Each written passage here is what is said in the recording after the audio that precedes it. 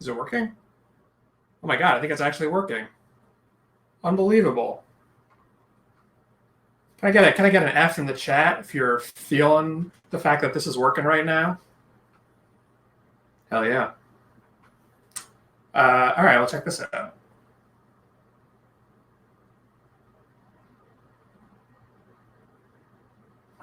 We got some speakers. It's Lightnin Talks. We're here. It's happening. All right, I guess. Now I'm all like frazzled and shit. Let's get into it. My name is Chris Mayer. I'm here from Boston Indies. We are, of course, echo in the audio. Is anyone else? If you're hearing an F, if you're hearing an echo in the audio, can I get an F in the chat?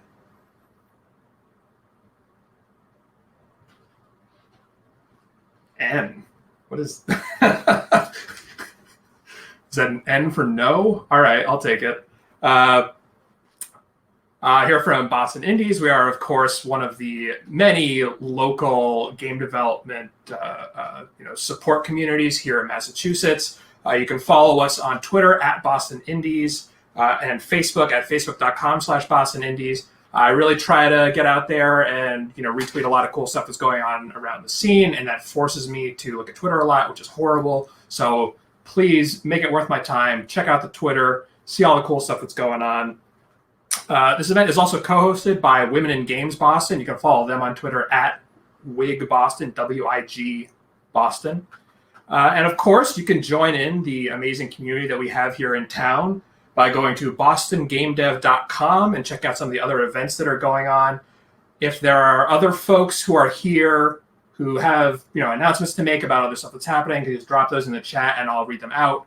There's also a couple that I can read right here. So on July 29th, Boston Unity Group is going to be hosting Freya Holmer. I actually don't know how to pronounce her last name, unfortunately. But Freya, of course, the creator of Shader Forge, one of the biggest node-based shader editors for Unity for many, many years, and recently released a package called Shapes that's for drawing shapes in the UI. It looks really great. Check that out. July 29th. It's on the Boston Unity Group meetup page. I don't actually know the URL for that. Go on Meetup, look it up. Game Audio Boston, also running an event July 28th. Alex Barnhart from Respawn is going to be speaking on that.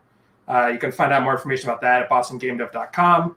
And July 22nd, Josh Galecki is going to be hosting another demo night like the one that he ran, I believe it was like 2 weeks ago.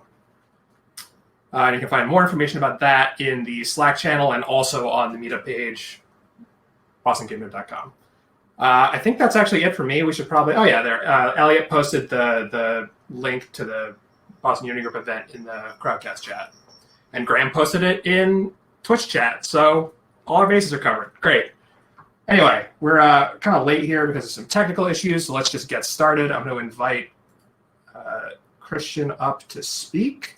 As you can, of course, see on this lovely background that I made over here, Christian is up first. So I will now invite him onto the screen. Fun fact, I went to high school with the CEO of Crowdcast. Did not inform my decision to use this software. What actually informed it was I saw several talks from authors with 8,000 participants, and it seemed like all the tech stuff worked pretty well. So I was like, oh yeah, this seems like it's probably reliable and not going to be a problem. And yet, here we are. Hello. Can you hear me? Hello. I can. Do you have anything you want to share, or? Yes, I have a PowerPoint if I can screen share that. You should be able to do that. If you hover over your little picture, there should be a share screen button. All right.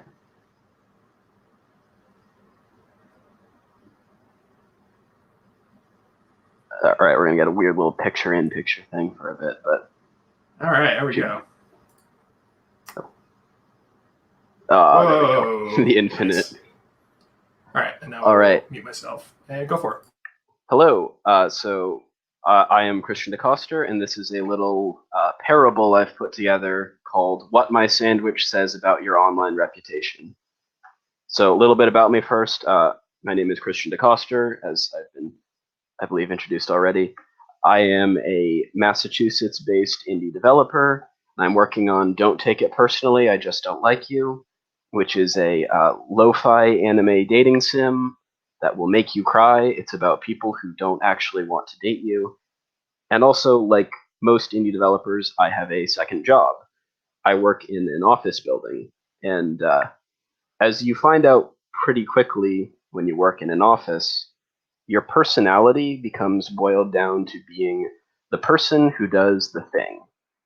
And what I mean when I say that is when someone that you work with thinks about you, they'll pick one or two things that you do outside of work that they can use to identify you as a person and not just as a corporate drone. For example, in my workplace, I am, to some, the person who makes video games when they're not at work. To others, I'm the person who goes to the movies every weekend. And to nearly everyone else, I'm the guy who really likes eggplant parm sandwiches. And we're going to focus in on that last one for a little bit. So every Thursday, my department gets together for a meeting at around 11. And after that meeting, we all order lunch from a nearby Italian restaurant and eat together as a group bonding exercise. And I always get the eggplant parm. For 3 months, I've had this sandwich every Thursday. I'm not joking when I say that it's part of my corporate identity. For a lot of the people that I work with, this is the one time a week we see each other for more than 30 seconds in a hallway. So most of their memories of me involve me eating this sandwich. And the really funny thing with that is that the eggplant parm is not my favorite sandwich. It's not even in my top 5, and even if it was, the Italian restaurant we order from does not make very good sandwiches. And so that probably leaves you with a few questions, chief among them being, why do you keep ordering these sandwiches if you don't really like them? And to that I'll say, I only ordered them once. On the very first meeting I went to, they quickly passed around the menu, and I saw it for like 5 seconds, so I thought, oh yeah, eggplant parm, that sounds all right. And so I ordered that. And it was perfectly okay as part of a perfectly okay after meeting lunch with my coworkers. Then the next meeting, we were running a little late, so my boss said, okay, everyone, I'm just going to order the same thing for everyone as last time. Is that cool with you? And everyone agreed, and I didn't want to rock the boat, so I ended up with another kind of mediocre sandwich. No problem. There's always next week. And then the next meeting rolls around, and at around the midway point, I realize I'm out of coffee, so I go to the break room to refill. And unbeknownst to me, this is when they decided to place the order. And since I wasn't there, my supervisor ordered for me again, meaning I ended up with, you guessed it, another eggplant parm sandwich.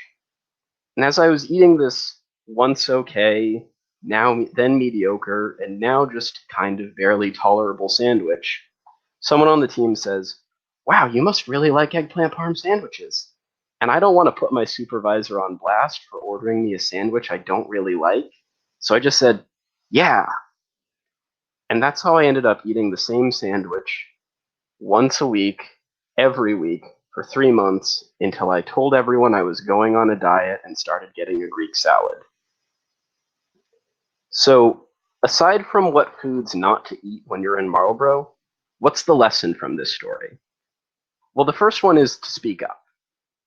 If you notice something wrong, you need to bring it to someone's attention first. Whether that's a sandwich that you don't want to eat, or a few janky lines of code that you realize are going to become some very important features in your game and need to be fixed soon, or even like a piece of art that doesn't quite fit the style guide. The sooner you bring it to everyone's attention, the better. But I feel like the more important lesson is that your reputation is not always being the person who does the thing. More often than not, it's being the person who people think does the thing. And the thing is, to people who don't know you on the internet, those two things are interchangeable. Like, let's say, for example, you make a really dumb tweet, and to your friends who know you and know your sense of humor, it's pretty fun. But once it leaves your circle of friends and it's robbed of the context provided by knowing you, then you're just some idiot who can't spell right. Or let's say you take a break from your working on your indie game magnum opus and you work on a big dumb meme game over the course of a weekend long game jam, and that game takes off and goes viral, and suddenly it's more popular than anything else you've made, even though you kind of wish people played the games you spent weeks and months of your life on rather than the one that you spent 30 hours and a case of Red Bull on. Or let's take it a step further and say you tweeted something out that might have been a little edgy, or you followed someone who has some controversial opinions. It might have been a mistake. It might have been just wanting to kind of hate follow someone. But to your followers who don't have that context, it can look like an endorsement, even if it's not intended to be one. And so I don't mean for this to all be doom and gloom, and I certainly don't mean to say that everyone on the internet is out to cancel you over an innocent mistake. If they are, it probably wasn't all that innocent or all that much of a mistake. I'm just trying to say that your reputation exists outside of you. It's not who you are, it's who people think you are. And you need to make sure that who people think you are represents who you are. Or to put it another way, if you want a Greek salad, you have to let everyone know, or you will eat eggplant parm sandwiches every day until you die. Again, thank you so much for having me. I'm Christian DeCoster. Like I said, I'm working on Don't Take It Personally, I Just Don't Like You. It has an hour-long demo on itch right now, and we're launching the Kickstarter next week on the 28th. I will provide links to both of those in the Twitch and the other chat if you're interested in following those. So thank you so much. How do I? Oh, There's a little button there we go. above your image. There you go. Awesome. Well, I guess I have to be all the applause now because there's no audience. All right, thank you. Thanks, Christian. And wise words, especially in this time of your entire reputation being your internet reputation. Yes. All right. I actually forgot I had one more announcement, which is that Bit Show, the Boston Indies talk show and happy hour, will be returning on August 6th. So check that out. Old episodes are available on YouTube. You can look up the Boston Indies YouTube channel, and there's a playlist with all of them in there. Anyway, sorry, and now we'll continue with Dan Williams.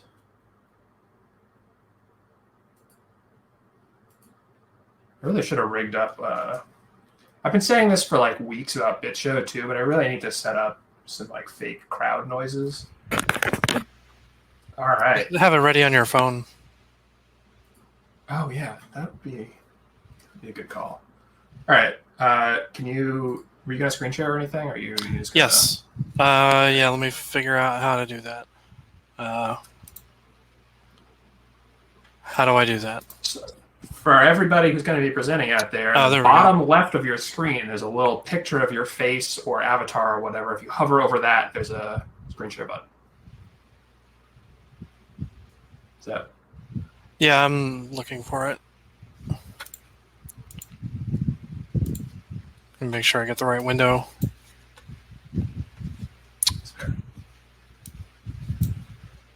Anyway, check out this cool background that I made here. Made these buttons so I can advance through everybody. Wild. Well, that's annoying. All right. Let me make sure I am picking the right one. Should I feel like it? I'm gonna find some jokes online. What's that classic one? I went to the doctor and told the doctor I said it hurts when I do this, and the doctor said don't do that. Why are giraffes' necks so long? So they don't have to smell their feet. That's great. Right. Why it's like it won't let me pick a Firefox window or something? You might just have to do a whole screen. It's been kind of finicky about that. All right, let me try that then. I think especially with browser tabs, it doesn't like that.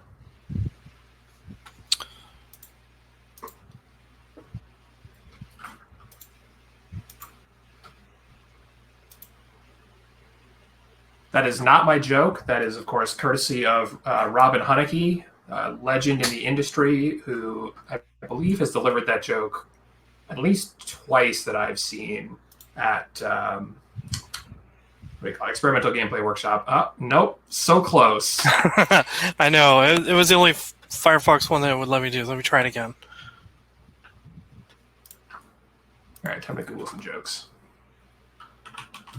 Good jokes to tell. What's the best thing about Switzerland? I don't know, but the flag is a big plus. Oh yeah, this should be a requisite for all of your things. There it is. All right. And now, Dan Williams, everybody. Take it away, right. Dan. Thank you. Looks like that's... Hold on. All right, here we go. Cool, I'm glad it's sharing all that stuff too. Great. Anyway, so this talk is going to be on indie games market tools and analysis. I have been sort of following some people's articles recently talking about ascertaining ways to figure out how well certain games do, certain genres, certain types of games, certain developers. So that I decided to make a talk about it. And the subheading is that I'm upset that Steam Spy is no longer as effective as it used to be. It used to be a great tool, one-stop shop to figure out like how viable certain things were, and Valve put the kibosh on that. So anyway, so why would you want to do this kind of market analysis and use the tools that I will present later?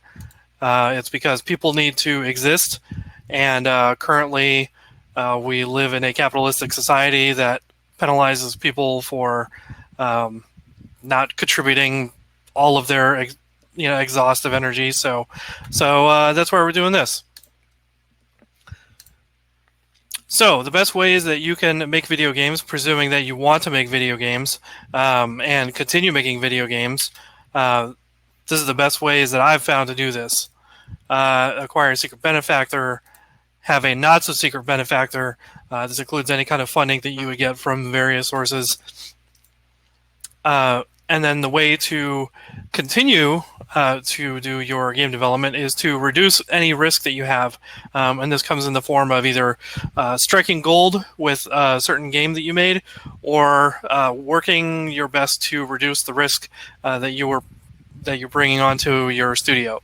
So anytime that you're running a studio, as well as I'm sure most of you are aware, you have what's called a burn rate, and that's how much money you go through paying for salaries and fees and everything like that, licensing fees, rent for offices, that sort of thing.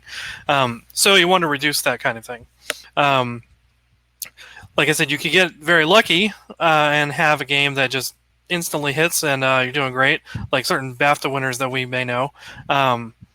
Or I saw a talk given by one of the people that made Superhot, and they essentially said that they got a great idea during their jam game and turned it into a real game, and basically the game just kind of made itself. Now, they obviously put in a lot of effort, but they essentially just got a great idea and got lightning in a bottle. And yeah, so I'm more concerned with the reducing risk because it is way, way, way harder to get a hit. There was actually, speaking of sustainability, I was seeing this developer on Twitter recently who was talking about how essentially he's been homeless for the last 5 years that he's been working on this game, and he's been living off of the generosity of his friends, and people shouldn't have to do that, but he doesn't seem to be putting in the effort to market his games better. So I'll probably say something eventually, be like, dude, you got to do something. But anyway, so if you want to talk about funding, too bad. Go to a different talk. This is not that. So we're talking about reducing risk through market analysis. Now, like I said, Steam Spy used to be a wonderful tool that you could use to help search for the exact sales numbers or just about exact sales numbers for most games that are on Steam. So if you were concerned about, if your sewage management simulator is able to be viable in the marketplace, you could go on Steam Spy and just look it up and get a pretty good idea of what other sewer simulators are out there. Now you can't do that as easily, but there still are a ton of tools out there to find this information. In looking up a list of these tools to provide to everybody, I saw that Lars Doucette actually just threw a whole list of together. And I'm skipping slides, so I'm going to talk about this first. Clearly, this has been as rehearsed as Christian's talk. Typically, you do not get any kind of hard sales numbers that are out there, whether they be through any kind of store on PC or any kind of console numbers, unless you just know somebody who has this information, because it is out there. Console manufacturers do, in fact, share this sales information with publishers, each other secretly, and just through whisper networks, but it's not as reliable as if you obviously were working at it someplace and were able to pull the numbers directly from there. Every so often, some sales numbers do get out. Like, for example, there was Satisfactory from Coffee Stain Studios. They actually just straight up said how many sales that they got through Epic and now through Steam. Through Epic, I think it was 1.3 million total. 900,000, 950,000 on Epic, and I think about 2 years that they were on there or so, a little over, or a little under. And then in Steam, when they launched, they had 300,000 units in just the first month. So it's very rare for a studio to actually say of that size, like exactly how many units they sold. I know Ryan Clark with Brace Yourself Games talks about this stuff a lot, and I'll bring him up later in the talk. But basically, it's very difficult to get the exact kind of numbers that you want. And, if you're not doing that, then you're going by essentially impressions. Publishers also have their own ways of analyzing the market for viability for certain games and genres and whatnot. So, sometimes if you get to talk to a publisher, ask them their method on how they do that. And if you have shipped a game already, I highly recommend going to this link here, and I'll paste the presentation. I'll put it in the Boston Game Dev Slack later. But Simon Carlos, who works with Gamasutra and GDC, sure a million other things, he has this excellent distribution list or mailing list called Game Discoverability, where he sends out a periodic newsletter on information about the market and how you can analyze market trends, and it sort of has like a list of short stories here and there about market viability. And one of the things that he's doing right now is trying to gather information about how many sales somebody has done versus or compared to how many reviews that they've gotten on Steam. So there's some term called like the Boxlighter number or something like that, basically saying if you get so many reviews on Steam, you can take that, and it's always a general percentage of the full sales that you get. And I'll post a link to that kind of thing later as well. But we need to keep this data current. So if you have sold a game on Steam recently, please do take Simon Carlos' survey.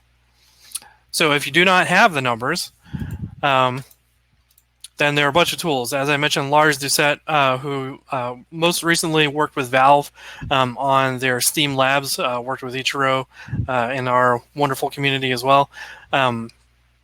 He's working on a way to basically analyze the market. So he just went and threw an entire list of tools together at this link, which is really super handy. He also made this thing called the Steam Diving Bell, which then got turned into a thing that was put into Steam directly with what's called the Deep Dive. However, Steam is discontinuing that, which I think is a big mistake. But the Diving Bell is really, really good to put in a game, and it will compare that game to similar games based on tags and a bunch of other related things like genres and whatnot. So you can use that to basically check who your competitors are for a given idea. The this developer, Eric Johnson, he gave a GDC talk on the leaked Steam sales data that came out in 2017. I also have a copy of that sales data, and I've analyzed some of it, and I was going to put an analysis out about it, but Eric actually did a much better job during this talk, so I just recommend going to this link and looking at his presentation. I think the videos talk is somewhere, it may be in the vault, I'm not sure. I recommend getting on Discords for certain game communities. So, for example, Brace Yourself Games, who did Crypto the Necrodancer. Ryan Clark is a big proponent of analyzing the market. And so on their Discord, there's a channel for discussing market viability and analysis and stuff. And also other certain games, you can go on their Discords, and usually there will be like a related kind of channel for whatever kind of games. So like there's for roguelikes, there's the Spelunky Show Discord for their podcast. For Zachtronics games, I'm in one where there's a whole channel devoted to games that are like it. So that's one way you can get in there. And then also the Clark Tank, which is on YouTube and Twitch, which is what Ryan Clark does, where I think like every 2 weeks he goes and looks at the top Steam sales, and he talks about what it has come out, what's viable, and all that. But what's really beneficial also is that a lot of people that are in the Twitch chat for that are also interested in this kind of thing and do their own analysis. So it's basically like a gathering of people who are interested in this information. And then this link at the bottom, the Steam revenue calculator, this is what I mentioned for the box letter calculation, which calculates how many reviews you have versus how many sales. So you can just plug in any game in there and then basically figure out the information from their Steam page on how many reviews they got. That is it. I may have gone over, so I apologize, or may not, and time is a flat circle. Feel free to reach out to me to talk about this stuff. I love talking about this stuff all the time. As people who know me know, my Twitter handles are here for my personal account and my studio, quote-unquote, account. And yeah, thank you very much.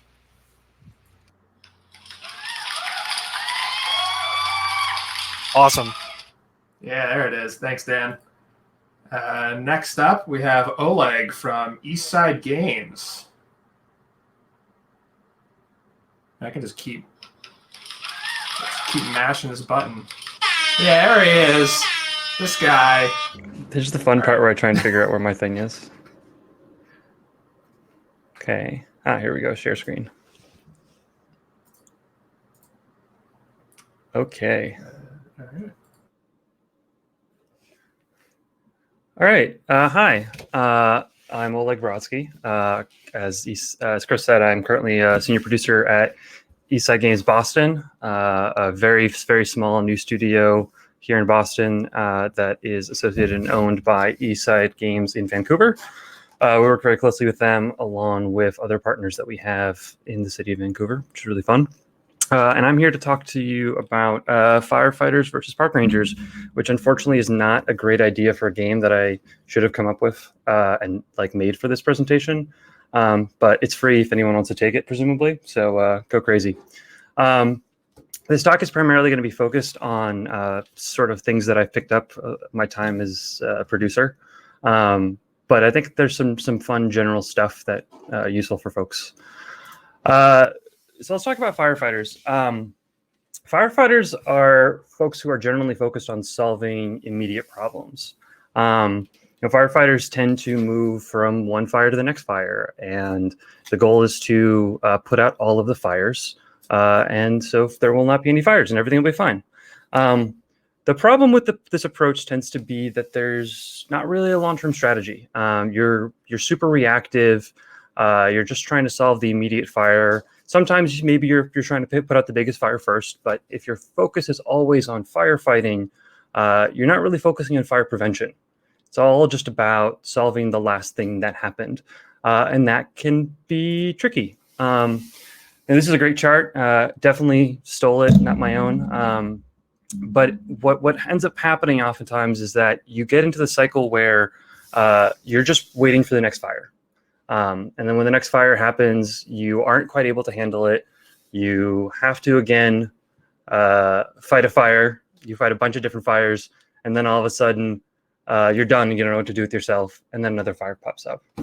This is a vicious cycle, and it can be really difficult for things to return to normal as things tend to snowball, especially if those fires take a long time or they're expensive to put out because of time, resources, or people, whatever.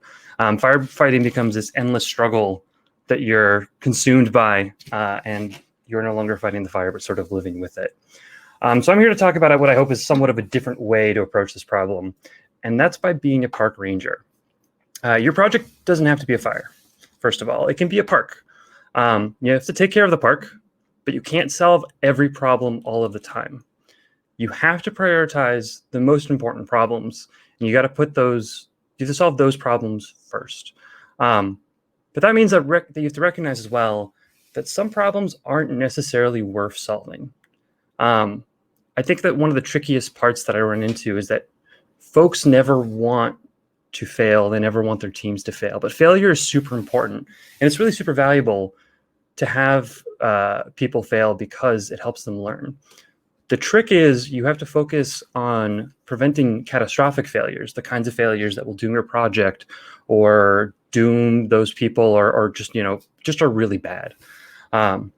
Instead, you got to let the stuff that is the smaller fires, the smaller failures, you got to let people go. Even if sometimes you think it's going to be a failure, even if you think that they're going to fall on their face and something bad's going to happen, as long as it's not that bad, and as long as they can come out of that with a learning, then you have to let it go. So what you want to start with is a bit of a balance. And this is sort of the three questions that I like to focus on.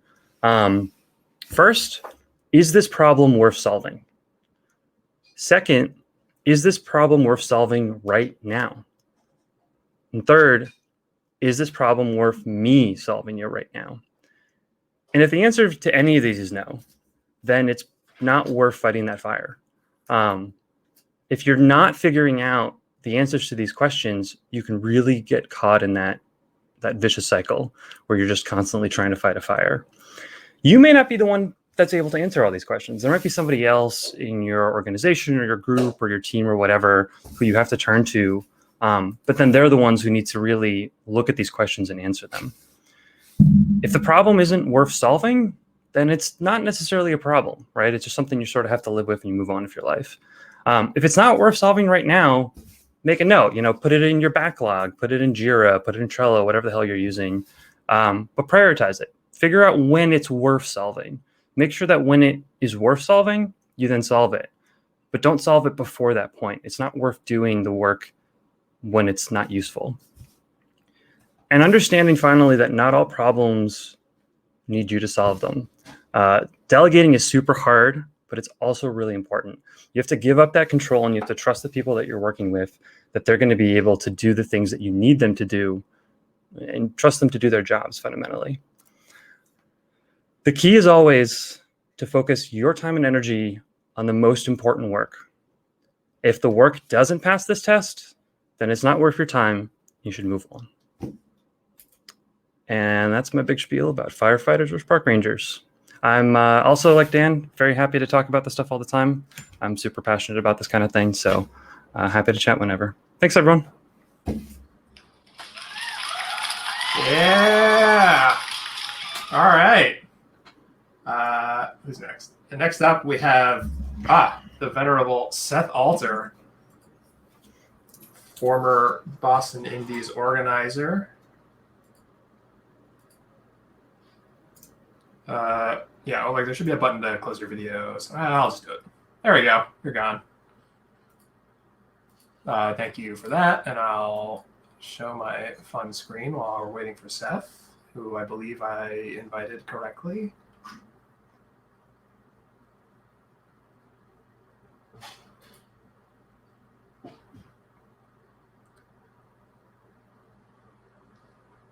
Oh, the spam is air horns more. That's better than jokes, right?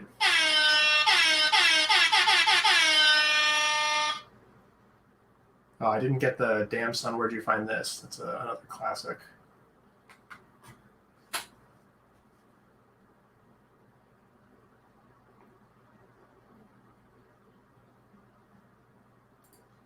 Wants to see how badly this Unity scene is set up. That's a fun presentation, right? Check out that UI stack. Pretty sweet, huh? I didn't even name these. They're just called game object. Ah.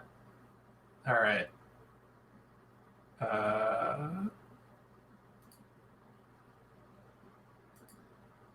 Seth, I think you're muted. Oh. There we go. Hi. Hello. Hi. Okay, so now I share screen.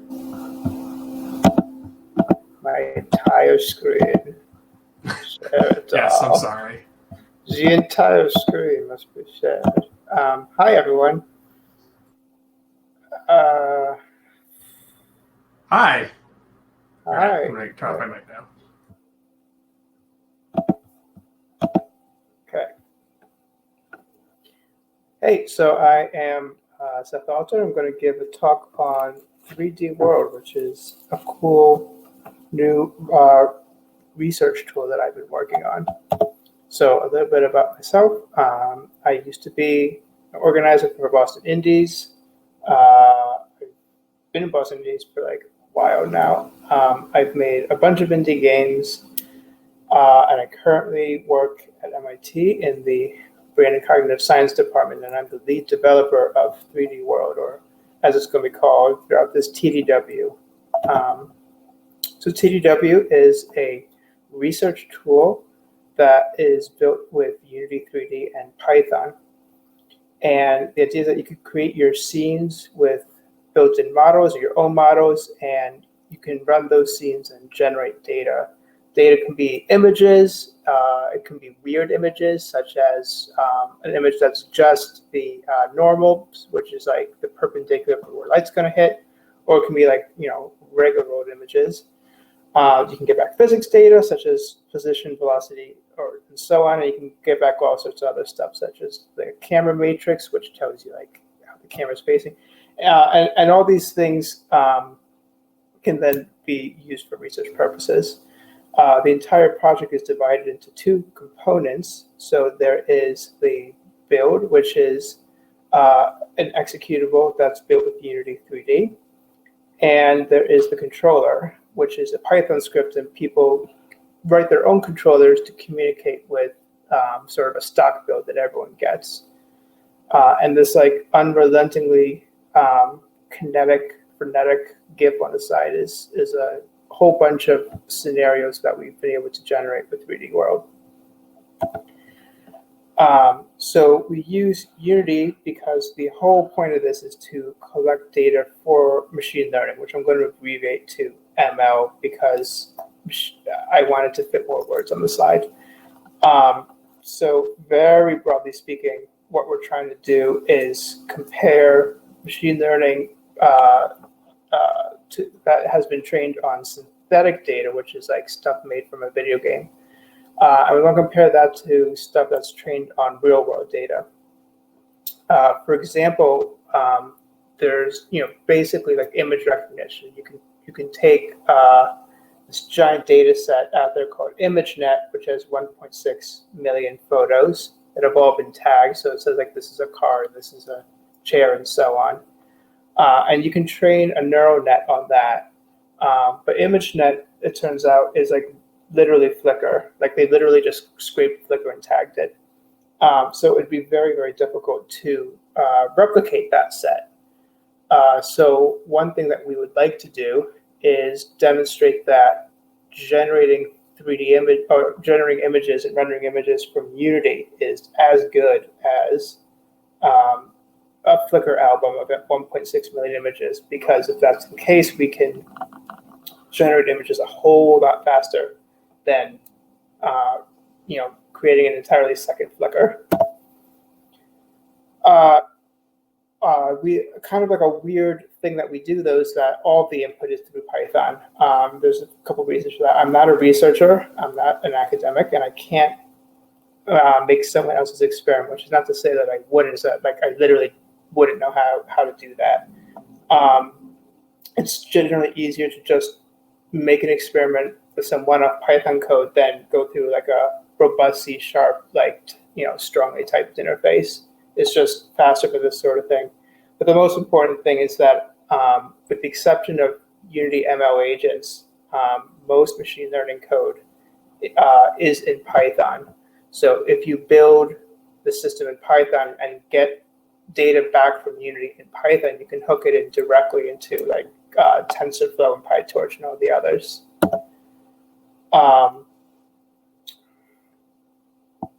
So like this sort of lightning talk is going to skew towards the coding side of things because that's what I work on. But this is sort of an overview of the API structure. So again, there's the build and the controller. I don't know if anyone can see the mouse, but I'm zigzagging the mouse around the build and zigzagging around the controller. This is the one that you write in purple. And you send commands and the build sends back output data. The other parts of this diagram don't matter. I just didn't have time to get rid of them. On the back end, this is what each command looks like. A command is a subclass of the C# class command. And on the left, you can see this is the entire class per command. And then everything is a gigantic 230 class tree of commands building off each other. So this is the command to set the gravity vector. And it's got one parameter, which is gravity. And what it does is it adjusts the gravity vector. On the Python side, all these classes can be automatically serialized into JSON dictionaries. So this is what it looks like on a user when you send it. Set gravity vector, and then this is the vector. And you send it with this communicate function. This is something I sort of dropped in at the last minute, but it's an example of a tiny program that you would use to generate the image on the right. So basically, you send in lists of these JSON commands, and you get back data from the build, and you can use that data to decide how to build your scene. So for example, in this case, I don't actually know how this is rendering on any of your screens, but that table sends back bounds data, which is like sort of a shoebox shape around it. And I can use that data to get the top of the shoebox, and then with that top value, I know where to put my box, and now the box is on top of the table. So that's all that this script is doing. So what sort of things can you do with TDW? You can generate 1 million images or more. You can do that very quickly. You can generate 20,000 sounds, which took about 20 hours because sounds take longer. And you can generate thousands and thousands of physics trials. So a lot of what we do is we generate the scene and we press go. And by generate, I mean we write the Python code to do it, and then we press go and we do the same scene over and over and over, like in this case with like thousands and thousands of variations, which is what the neural net is going to end up training on. There's a handful of things that we can do that no one else can do, and as far as I know, you can't even do this in video games. We have runtime dynamic audio. We generate impact sounds at runtime from physics data such as mass, velocity, and material, which is not to say that we like feed those properties in and take a wave file, like, we take if a wood object hits a metal object of a certain mass, we don't pick a wave file out of a folder and play that, and nor do we pick a file and then adjust it based on the mass. We literally generate the sound from nothing. We just have like a big pile of decimal numbers, and we generate it from that on the fly. I will attempt to play this. I don't know how it's going to sound on your computers. You might need to turn up your volume very briefly.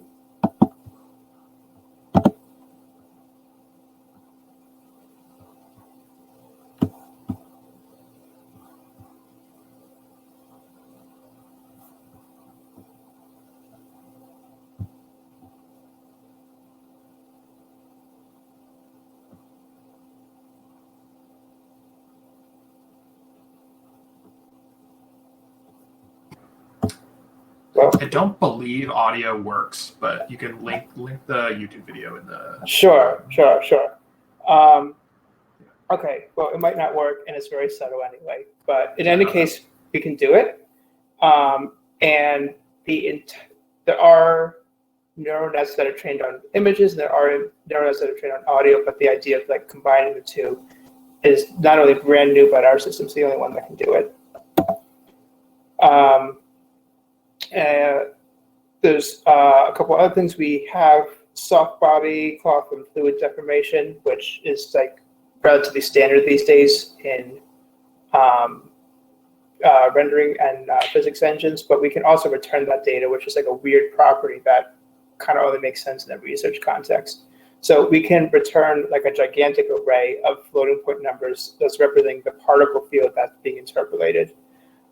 So you can sort of understand where the entire shape of the cloth is in 3D space without actually seeing an image, and you can train it a neural net just based on how those points are moving in space over time. So this is like, as that sort of implies, let's say like a weird thing that like video game technology generally doesn't have because it doesn't need to have it. We have a couple other very odd qualities. For example, the build, the Unity like video game part doesn't actually do anything until it receives a command. It halts indefinitely until you send it new instructions, and that's because scientists need the output coming out of it to always be in sync with whatever they're sending. Like they need to know that what they're sending corresponds to what the actual state is. There's also no user input, although like we could like finagle that in if we had to. So there's no keyboard input, there's no mouse, there's no joystick, nothing like that. Although there is VR, that's the exception. Generally, the simulator either follows a script, either it has like a canned recipe of how it's assembling everything, or we give it some sort of procedure generation recipe, or it's deciding what to do based on how it's learning. So like we have one researcher that is teaching a virtual robot in our project to sort of stack up objects. So it is deciding what to do next based on what it's learned and what the current state is. Could you make a game in TDW? Probably you could. It would be a very, very weird and backwards-ass way to make a game and to use TDW. Please do this. I really have been curious. I've been imagining that this is possible. I haven't done it myself, and I really want someone to like use my software the most backwards way that was never intended to be used, actually. So project status is currently used by researchers at MIT, Stanford, and IBM, and we are soft launching the public open source release tomorrow. And I was hoping that I'd be able to say today, but we are a couple hours behind. Once it's up, though, it's going to be free to use. And I can also post the link in the Boston Game Dev Slack. So to use TDW, you need basic Python 3 coding skills. That's just something we have to assume you know. And you have to like get the idea of what Git and GitHub is. I don't think you need to know much more than that, but you have to be familiar with how GitHub organizes itself. And if you got that, all you got to do is clone the repo and follow our getting started guide. I wrote almost all the documentation for this project. I think it's like at least 60,000 words. It's quite long. I'm very proud of it, and it's definitely better documented than any academic code I've ever seen. And that's it. That's all my talk. I have no idea if I ran over or under. You're at about 12 and a half minutes, so a tiny bit over. But I think tiny bit over. Sorry about that, everyone. Oh, no, you're in 2 minutes. I was going to cut you off, so you're good. Okay. All right. Thank you. Next up, we have New England's leading Puzzles and Dragons researcher. Sorry. No, you don't think so? I actually let me play that game as much as I used to, but I still play it. I still study it. Study it, of course. Yeah. It's all academic. Of course it it is. is. I've got your image that you requested up on the screen. zoomed in Speaking nice and big of- for you. Yep. Speaking of Puzzle and Dragons, I like talking about it because it talks about a monetization method that a lot of people hate. So card packs, gotcha boxes, loot boxes, whatever you want to call it. Random number generated prize pool is, I guess, the best term for it. Puzzle and Dragons is one of the original gotcha games that spawned all the gotcha games that we can kind of see now. And the graph that you see here, we're going to talk about the business end of things, which is how much the price of the thing you want to sell for the most amount of money, because we all have to eat and pay rent and all that fun stuff at the end. So the graphs that you see here are 3 instances of different price points and quantities. So obviously, the higher the price, the lower the quantity.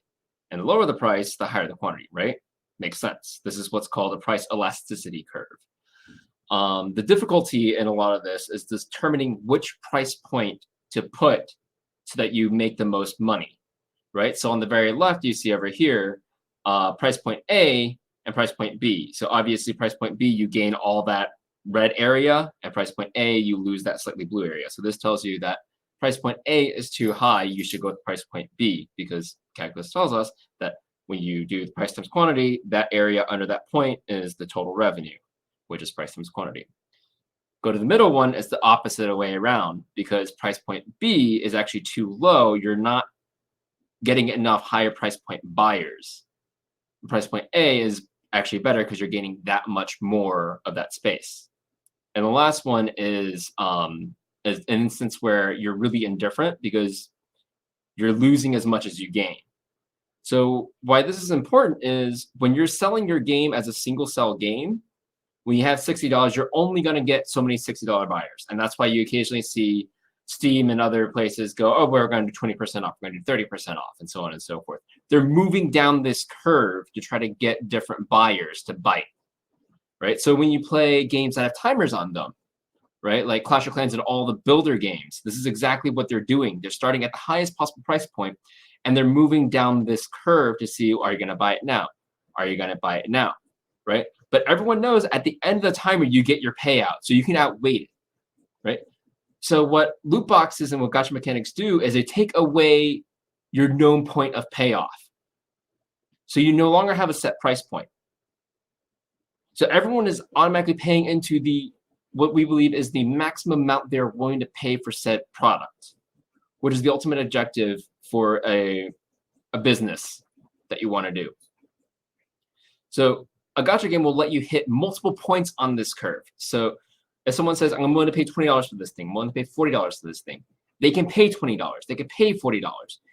If I sell you something that is $20, but you're originally willing, the buyer's willing to pay $20 for it, I've lost $20 in sales. That makes sense? Cool. So what a gotcha mechanic does is it just shotguns the pricing because there's no real price. And the thing that's going to be scarier is when we figure out how to maximize it even more. Because if you look at some of the other monetization models, there's one that airlines do now. I think Virgin Atlantic did it. Because Virgin Atlantic, they have most airlines have first class seats, right? So first class seat isn't sold, it's lost revenue. Virgin Atlantic now does this thing where they're like, hey, we have first class seats for sale. Everyone gets to put in a blind bid to bid on the seat, right? So you're automatically enticing people to buy in as much as they can to get this first class seat. And they're making up that extra revenue that they would have lost otherwise. I guarantee you someone's going to pull out that kind of monetization in the future. And that's exactly why I hope kind of showed you why people use gotcha mechanics and other ways of hiding price points to maximize your total revenue. That's why it's being used. Thanks for coming to my lightning talk. Thank you. Oh wait, I gotta play the sound. All right. Who's up next? John D'Amico.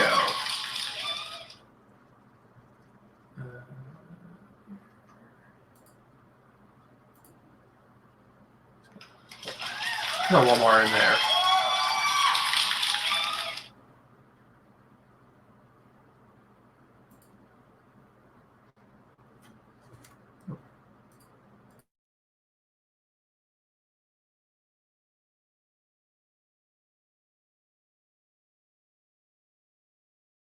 should be good now. Can you guys hear me? Yep. All right, cool. Hello everyone. I'm John D'Amico. I'm coming from Mass Digi's summer internship program. And yeah, let me just pull up my presentation.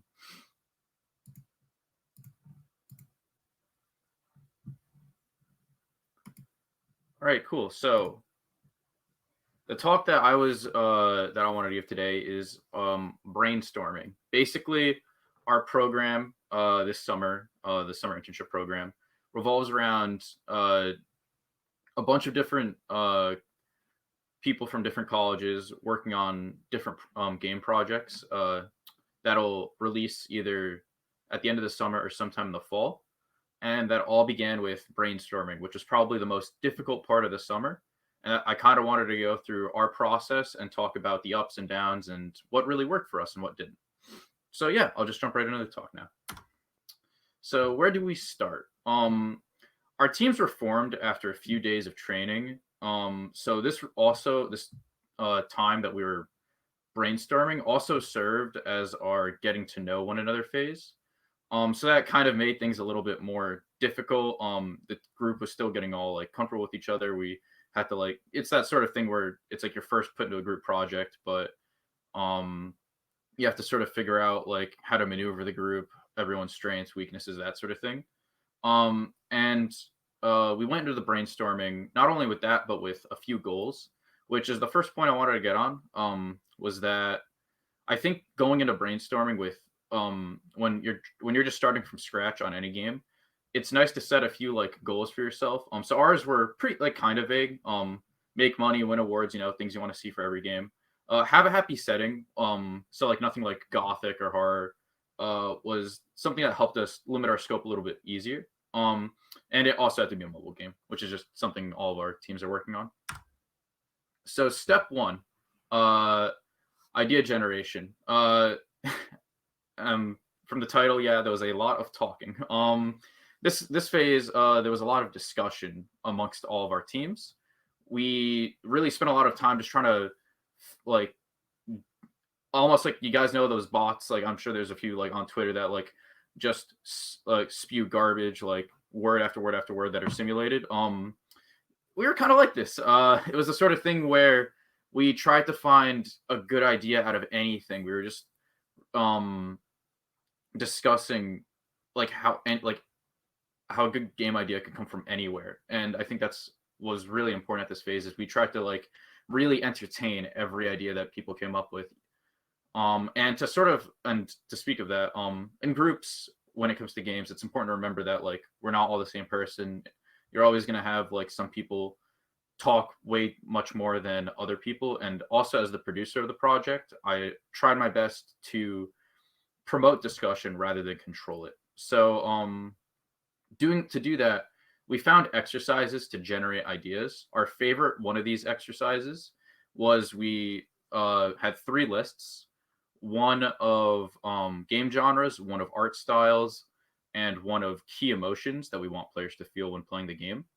And we'd roll a dice, pick something off of those lists that correlates to the number that we rolled, and we'd have to design a game in like 2 seconds based around that.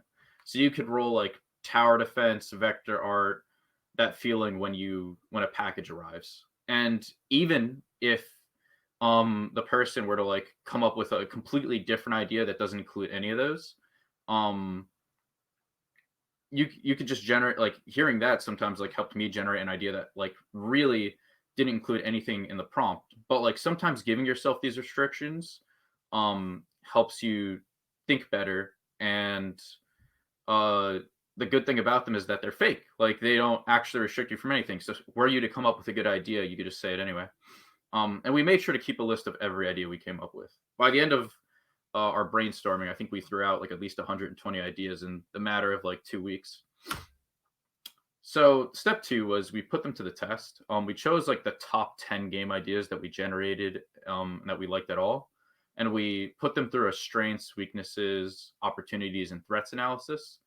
We did that in Excel. And I found that anytime we throw anything into Excel to rate something, that always works better as a sort of jumping off point for discussion instead of the be all end all for discussion.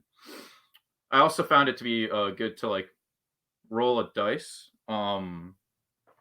when you're working with people to like sort of switch off who talks about what game idea, and like so one person would do a SWOT analysis, the next person would do a SWOT, and so on. Eventually, everyone got 3 votes for like so they could vote on 3 games, and the top 3 games would be what we would shift our focus to. So after we chose 3 games to focus on, it was the big picture time. We began asking the bigger questions. We've started using this virtual whiteboard called Miro.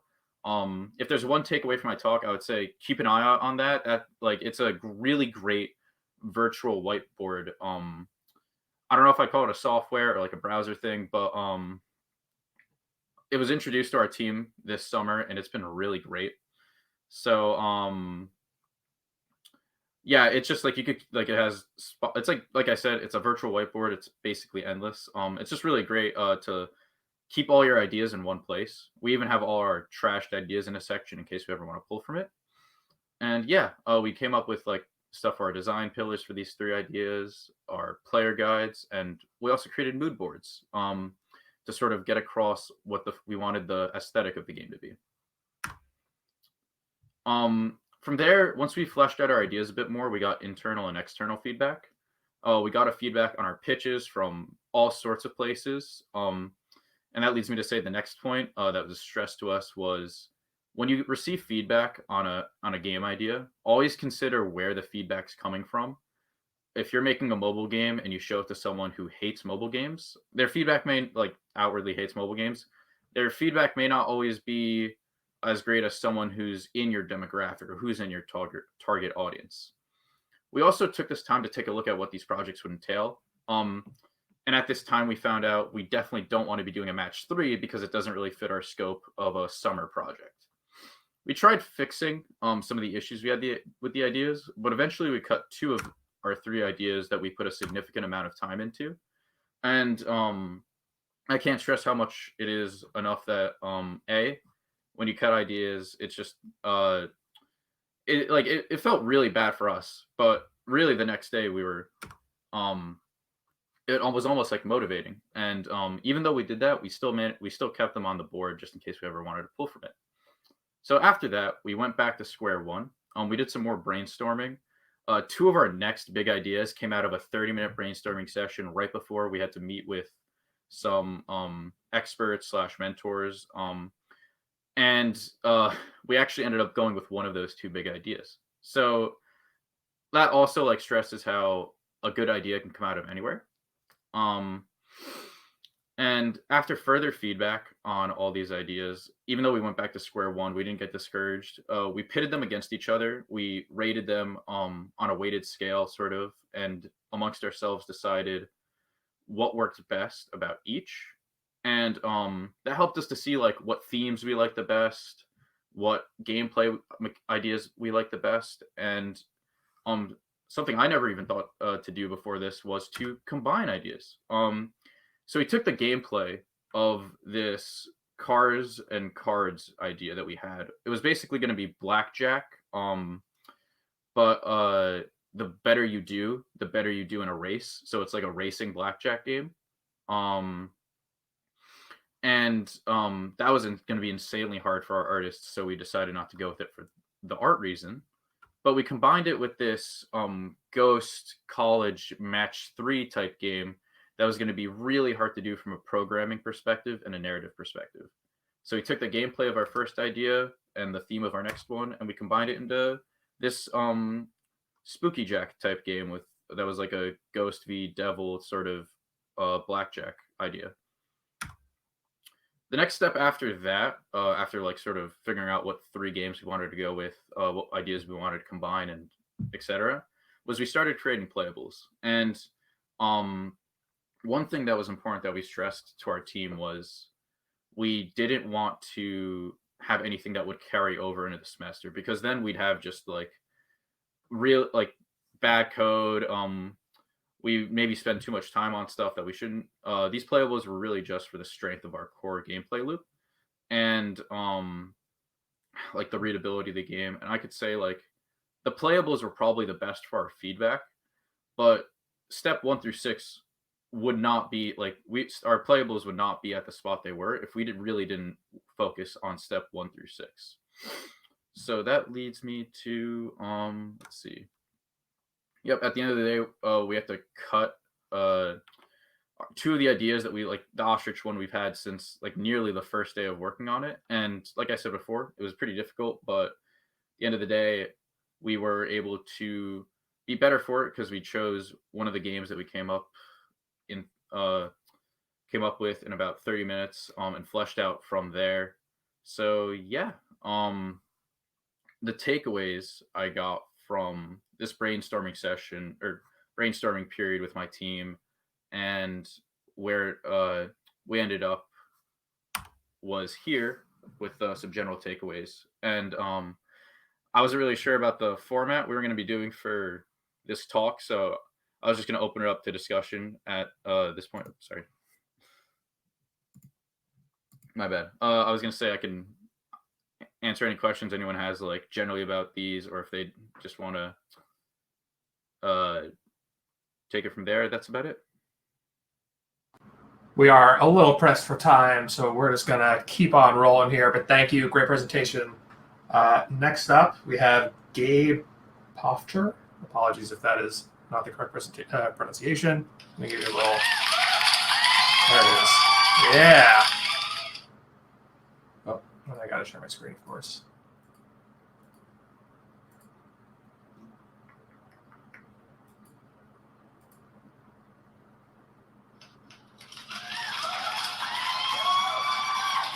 Hello.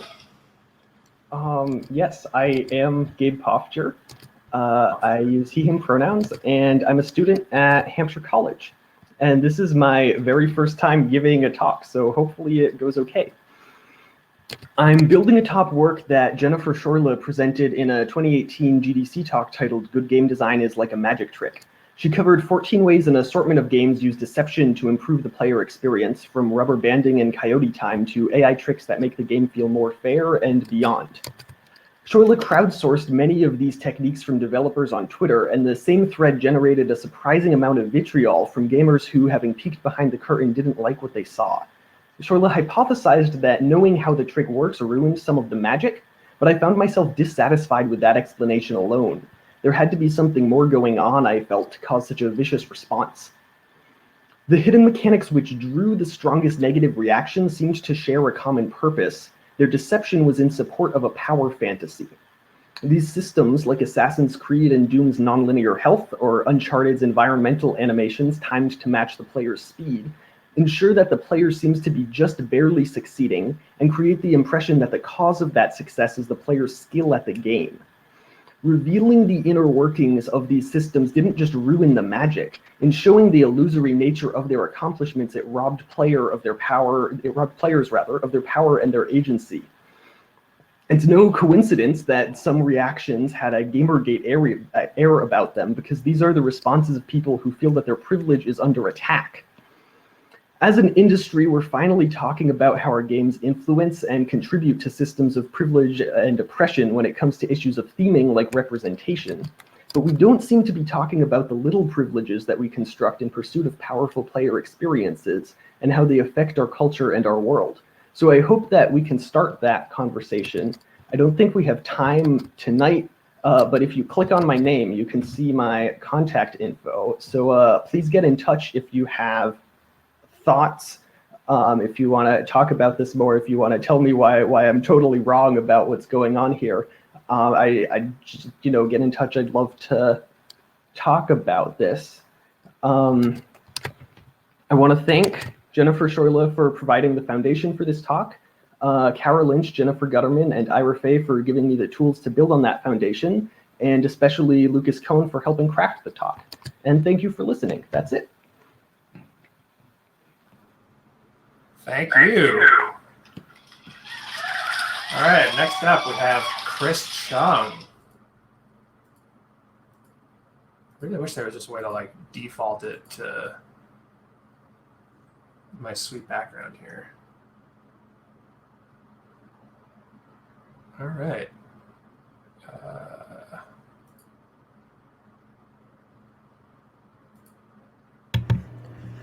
Make sure my mic's not muted. That's always Yep. a fun thing to play. You are good. Yeah. So yeah, I'm just gonna get started because I have about 25 slides, and I realize that this talk is probably much longer than a lightning talk. So yeah, I'm gonna try to blow through this real quick. If you have questions, yeah, totally put it in the Crowdcast Ask a Question box, or on Twitch, or find me on Slack or Twitter, and I can answer them there. So. Yeah, so I'm Chris Chung. I'm an indie game developer. I work at Firehose Games, and also have my own single-person studio called MonecoWare. I made a first-person destructive house cat simulator called Cat Lateral Damage, and this year I'm hoping to release the remastered version of that game. And in working on both of these projects, I have been doing a lot of shader work, and personally just a lot of interest in making things look cool with code instead of just hand painted stuff, hand drawn stuff. So I'm not good at writing shader code, and I think it's gross. So I started picking up node-based shaders. This is a very introductory talk. Yeah, what is a shader? A shader is basically just a bunch of code and math that make things look pretty. This is one that I put together a couple of years ago, trying to mimic a cartoony style in one of the recent Kirby games.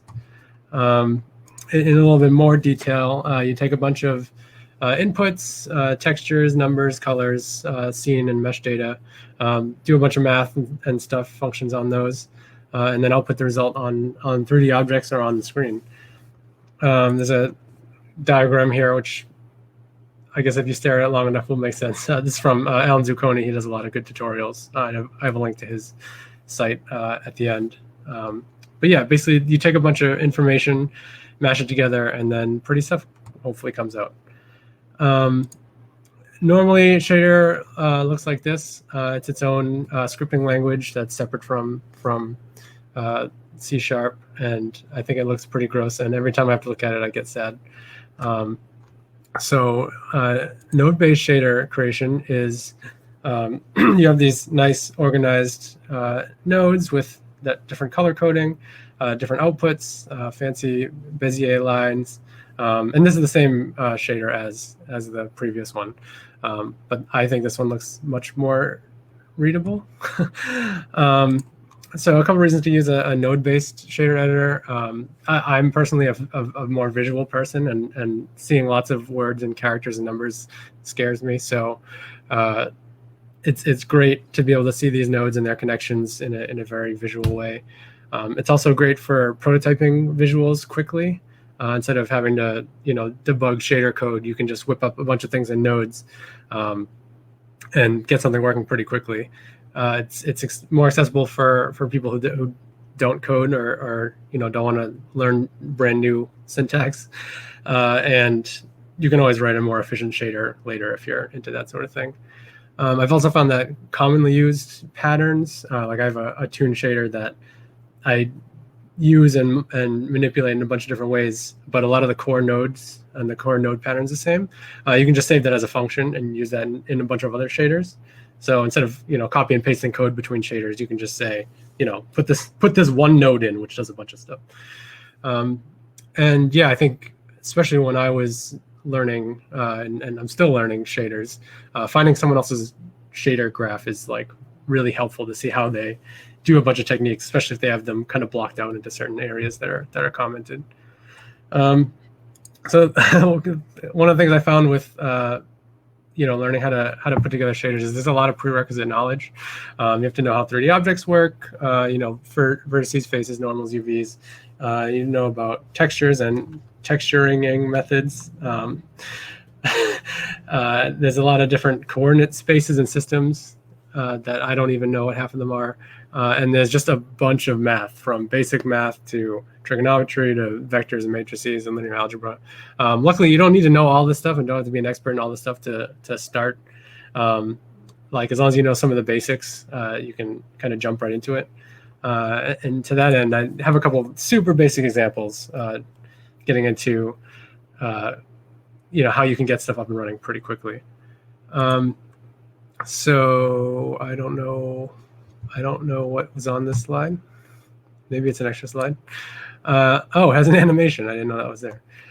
So one thing I think one of the basics of node-based shader editing, I'm sure the same for writing shader code, is color math. So in case you weren't aware, colors are, textures are really just rectangles filled with different colors, and colors are just numbers. So colors can be broken down normally into red, green, blue, and alpha channels. So if all those channels are 0, alpha is kind of separate. If all those are 0, you have a black texture. If they're all white, if they're all 1, you have a white texture. Anything in between is all the other millions of colors. There's a lot of math you can do to those since they're all just numbers. If you're familiar with Photoshop and know how the blending modes work, I found that super helpful for getting up to speed with shader stuff. And actually, Amplify Shader has just a blending mode node that has a list of all the Photoshop things. So if there's something you can do in Photoshop, you can just do it in a node in Amplify.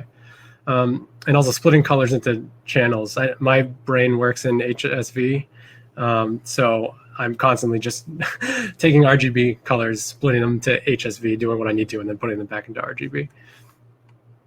So kind of the most basic shaders we have here with Amplify is, this is just a recreation of kind of Unity's standard shader and the standard material. You can just put a straight color into the albedo channel, and it makes your 3D object that color. Textures, same thing. It's a different node, but it more or less works the same. So it puts the texture onto the object based on their UVs. And then in terms of math, so if you multiply a color with the texture, which is just multiplying two colors, which is just multiplying numbers, it works. This is basically the same as doing a multiply layer in Photoshop. So it's multiplying all the numbers together and spitting out that blue colored texture on the object. If you were to use a black color, the whole thing would be black because black is 0. And if you were to use white, since it's 1, it would just spit out what the texture is. So you wouldn't really see a difference. And then this is what I was kind of saying before. You can take, right now, for this example, I'm taking the light color in the scene, the Unity scene, converting it from RGB to HSV, and just using the hue component, and then putting a custom saturation and value in there. And I've used that in a couple of places. Right now, the scene light is this kind of brownish yellow color, which is gross. But if you want your object to be a little more saturated than the light is, you could do this and tweak the values there. A couple other important pieces. This is kind of in the math side. So vectors are super useful.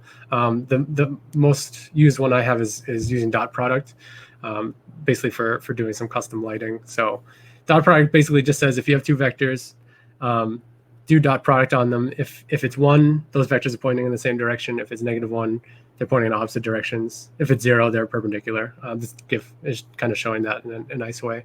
And lerp I use all over the place, which is you take two things, two color inputs, and give it a value between 0 and 1, and it'll interpolate between them. And it's basically the same as the lerp concept in C#. Here's an example of dot product. This is used a lot in, like I said, custom lighting, like tune shading does this a lot. You're basically just taking the light direction and the normals on the 3D object, doing that dot product and determining what color it is based on that.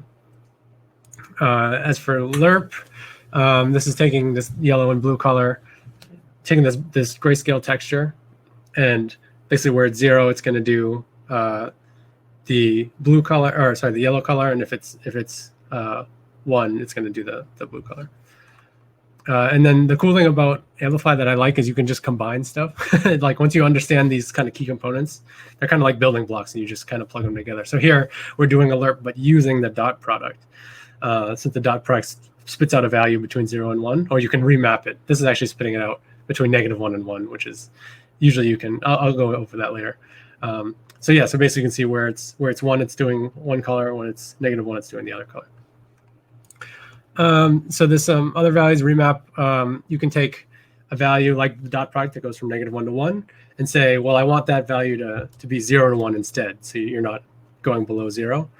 And clamp is doing a similar thing, but it's just kind of, I don't know what other better verb to use, but it's clamping the value. So if you have a value that goes to 100 and you put a clamp on it and says make it 0 to 1, it's only ever going to get to 1. It's never going to go further than that. And C# also has a similar thing in Unity in the MathF library to do that. There's a bunch of commonly used nodes. I'm not going to go over all of them, but you have your standard values: int, float, vectors, color. Again, colors are just numbers. There's different texture nodes. A lot of math. Negate just multiplies it by -1. 1 minus does just that, which is surprisingly useful. Vectors is ways to break vectors apart and then sew them back together with append. Blending operations I mentioned before, and then there's some other functions in Amplify for rotating the UVs for textures, panning them, splitting colors, and all those are listed on the Amplify wiki. And I didn't mention this before, but I can share these slides because there's a bunch of links and stuff in here. And then I have a couple more complicated examples here. So this is using lerp again, but instead of using a dot product or a different value, using a sine function over time, so that if you know what a sine wave is, it goes from -1 to 1 in a wave pattern. And this, we're remapping it to 0 to 1, so it doesn't go below 0, and it's fading slowly between that over time. And then this one's using the panner node I talked about before. So again, using sine time to pan over a certain amount of time, but it's panning and animating the mask to the lerp so that you can have animated textures. And then it wouldn't be a shared talk without a dissolve shader. So this is again using a lerp, but also a step function based on this kind of noise texture. So when you give it a value, it'll do the step function to slowly it's very similar to the levels function in Photoshop to slowly chip away at the opacity. There's a bunch of resources here. I'll share these slides. You can click these. Amplify Wiki has a bunch of good information. There's a lot of tutorials. They're very responsive on the forums too. Alan Zucconi, he's amazing. And the Book of Shaders is another kind of really detailed breakdown of how shaders work. So yeah, that I think that's about time. So the slides, you can go to this link. I'll also just post them here and in Slack. You can follow me on Twitter. Find me in the Boston Games Slack if you have any questions. But yeah, I am still learning, and I really love shaders, and I really love talking about shaders. So, and yes, I do have a fancy water shader I made for another project that maybe we can talk about another time. So, thanks. Thank you, Chris. Yeah, shaders are a lot of fun. Definitely get in there and mess around, and they seem very inaccessible at first, but a lot of really good resources out there to figure that stuff out. Next up, we have Ben Wu, who I believe I pressed the button. Yeah. I believe it was Ben's first day at his new job today. Yeah. Welcome, Ben. Oh, I'm sorry. I stole your thunder. You're a tiny bit quiet. No problem. But, yeah. All right. All right.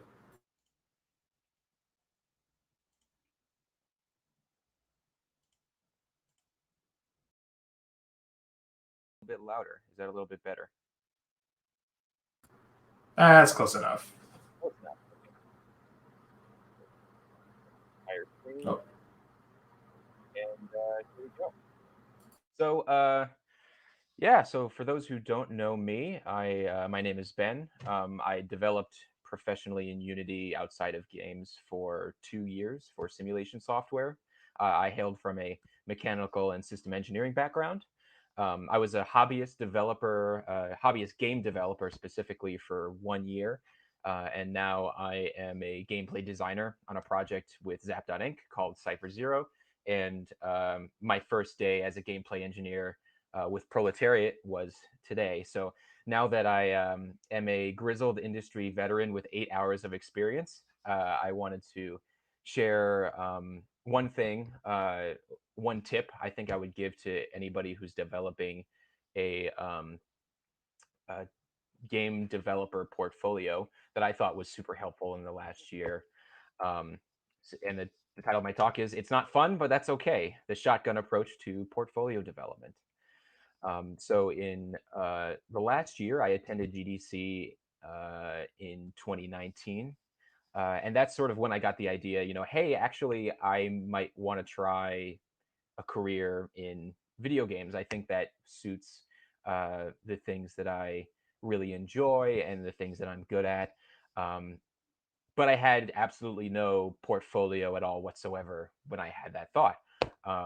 So I essentially worked for 1 year developing that portfolio, and eventually accepted a position with Proletariat, and started today.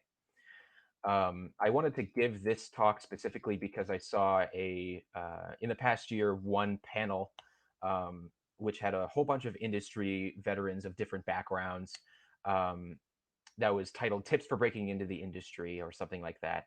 And the things that they were saying were things along the lines of getting a job will involve more luck than it does in other industries.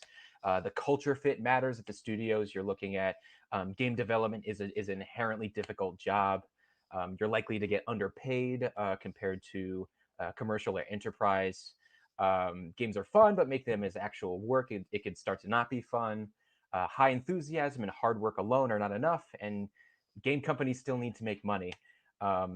In addition to this talk being just sort of overall negative, these are all true, but they're not actually tips. I would actually say these are warnings for breaking into the industry. And the thing that I found difficult was that these kinds of things are helpful, but not actionable. So as someone who was looking to get into the industry, all of these things, I was like, okay, got it, great, but what now? What do I do? So what is actionable, really? In hindsight, after this 1 year of work, it's two things: show companies that you can make good games, and with the technology that the company uses to make them. Which is all well and good, but then when you're starting to think about what needs to go in a portfolio to show these companies, you have to start thinking, what do I make? Now, you'd be qualified to work for any game company if you were to make something for your portfolio that's large scale, fun, beautiful, technically challenging, innovative, has good writing, is online multiplayer, is multi-platform. But if you're trying to develop a portfolio, you need to be realistic about what you can accomplish. On top of that, if you were able to make this game, you wouldn't put it in a portfolio, you'd be selling it. So we have to start cutting scope. So in addition to the other things I mentioned, you want to also keep in mind the technology. So if you're a game developer, you're probably looking to have a portfolio piece or two with one of the two main engines that are widely available, so that being Unity and Unreal as well. The first off is that if you're a solo developer looking to make a portfolio, forget about large scale. Just don't even go there. You're not going to finish anything if you try to make something with that in mind. Second thing, since you're a developer, you're not an artist. Doesn't need to be beautiful, just needs to be good looking. And it doesn't need to be necessarily innovative. It doesn't need to challenge the form of video games in general. It just needs to be unique. So the strategy here is that you want to be able to take these 6 items, so fun, good looking, technically challenging, unique, Unity, and Unreal. You want to be able to show potential employers that you can make a game with any of these characteristics, but you don't have to make a single game with all of these characteristics. So my thesis here would be try to show an employer that you can do any of these 6 across multiple projects. So for each of your portfolio pieces, pick 2 of the top row, 1 of the bottom row, and just forget about the rest. the thing that's beneficial about this is that you get to, when you have an idea, you get to focus on the core of what's most interesting about that idea. You get to really express yourself, illustrating what about that idea is interesting to you. It makes finishing each piece much more plausible because it doesn't need to be a fully fleshed out game that would sell necessarily. Your portfolio, if you make a bunch of smaller games that tackle different ideas, your portfolio is going to show breadth. And even though none of the ideas you put out, they don't have to be winners, but just going through the process of making a lot of different ideas, you might stumble upon one that is actually good, which is something that actually happened to me. So for example, my first portfolio piece was a game called Robo Robbers, which looked okay. It was fine. It wasn't technically challenging at all, but I wanted to try out asymmetric multiplayer, where the two players are working with essentially two different sets of information. It was fun, it was unique, and that's all it needed to be. There were like 3 different levels. It was just local. I didn't care about anything else besides it being fun and it being unique. Another thing I did was for a different game jam was create a game that syncs up to music that's playing, and the music changes as the game plays. The game itself wasn't fun, but that was okay. I thought looked okay. It didn't look stellar, but that's also okay. But it was technically challenging, which shows an employer that I can work on something that involves different technical facets, and it was a relatively unique idea. On the opposite side of the spectrum, I had an Unreal project, which wasn't fun at all. It wasn't even a game. It was just a technical demonstration of a really old algorithm. So it wasn't unique at all either. But it looked good, and it was sort of a non-trivial thing to put together. It wasn't super easy to get this algorithm to run with a decent frame rate. So this shows technical depth, and it showed that I can make something in Unreal. Then I had a couple of games that were, not technically challenging, not particularly unique, but they looked pretty good and they're pretty fun. So this is one called Aberration, where the player tries to navigate a level by essentially splitting themselves and combining themselves back into a single character, splitting across like different realities that are represented by color. And the idea that actually ended up being good, in a similar idea, it was fun and good looking, was a game called Cypher, which is a puzzle game where I give you a set of ciphers without giving you the key, and you have to figure out what the key is. Then I made a game called Stay in the Zone, which is fun, not technically challenging, not particularly good looking, not unique at all because it was a complete ripoff of a old Flash game. And I made for the most recent GMTK Jam a game that isn't very fun, isn't very good looking, isn't very technically challenging, but it was super unique because I essentially recreated Mavis, a version of Mavis Beacon that slowly but surely starts to degrade.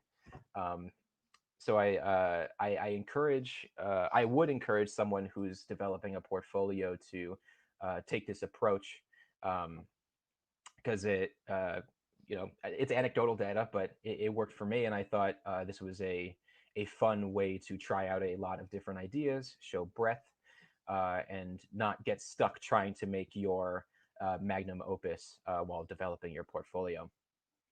And that's about it. You can find me on itch.io at bencolwu at .itch.io if you want to try out any of those games that I mentioned. And you can find me on Twitter at bencolwu. 10 minutes exactly. Gotta love it. What a pro. I gotta do all of those. Next up, we have John Radoff from Viewable.